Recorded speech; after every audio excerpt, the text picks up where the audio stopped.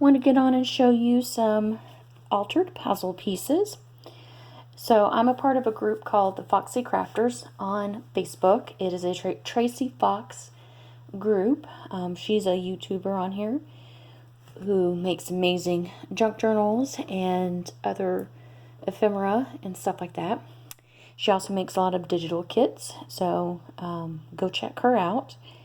And so the group that I'm in, the Foxy Crafters, every month Tracy does a challenge.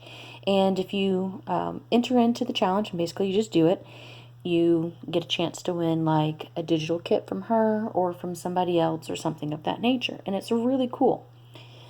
This is the third challenge I've done. And I'll admit at first I wasn't too keen on the idea. It just wasn't my thing. But my sister insisted I do it, or she encouraged me. She sent me some puzzle pieces. And this is what I did. So I thought I'd show you all of them. So we have this sun. And then we have this lady. Another cameo. I got this one and this charm here on a swap on SwapBot 10 years ago or something like that, and I've been trying to figure out what to do with them, and I finally figured it out. And then same thing with this.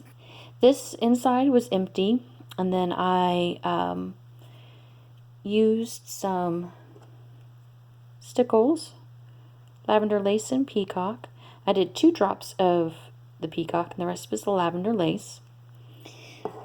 Got the end of a paintbrush, swirled it around, and then used glossy accents to make a glossy top coat once it dried.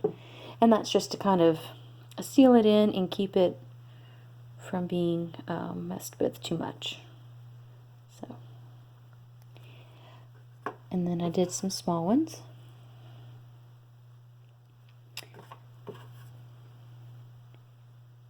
Little fairy.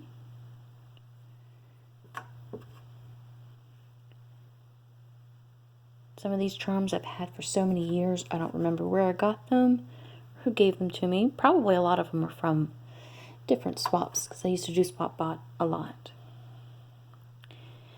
So the way I made them is, the first thing I did was I prepped them all with clear gesso. It's white on the inside, like when you put it on. It's kind of like using Mod Podge. It dries clear, and what this does is it makes your glossy surfaces kind of gritty, so your glues and your paints can grab onto it real well.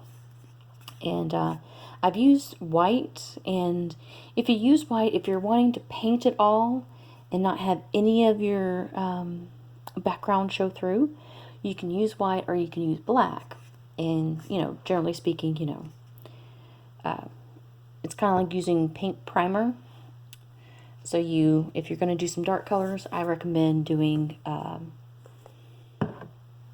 maybe the black gesso. So after I did the gesso, let it all dry, then I used some Mod Podge, and I I did a layer on a few of the pieces, like this one, for example, and then I covered it with a napkin, and it was one of these. I got this from Michael's. If you can find these in their like $1.50 bins or whatever at the front counters, these are great. And this is another one that I got years ago. This one's really cute because it's, French. And then you have this adorable little girl. Anyway, eventually I'll do a big project with that. But if you're ever at Michael's and you see these, pick them up. They are fantastic. They're tissues, but they're really like napkins. And you just take the layers apart. Usually there are 3 layers. You just rip it apart. Then you put your Mod Podge down. Then you lay it on top, you let it dry, and then you kind of rip it or tear it. And then I used a emery board nail file thing and kind of sanded it down. And then after that, I used this iridescent medium, also from Michaels. And then I used this multi-surface satin paint from Martha Stewart, Emerald City. Mix them together just to kind of give it a kind of sparkly iridescent look. And then I painted it on. And then even did it with the Mod Podge pieces. And then some of the pieces I used black glitter paint, also from Martha Stewart, in the color Onyx. Just kind of give it a little bit of extra texture. And then some of them were like this one. It's not. And in the light, it's not showing up on camera, but there is an iridescence to it. And then I just glued bits of trim and ribbon, and then charms. And that's pretty much all I did with that.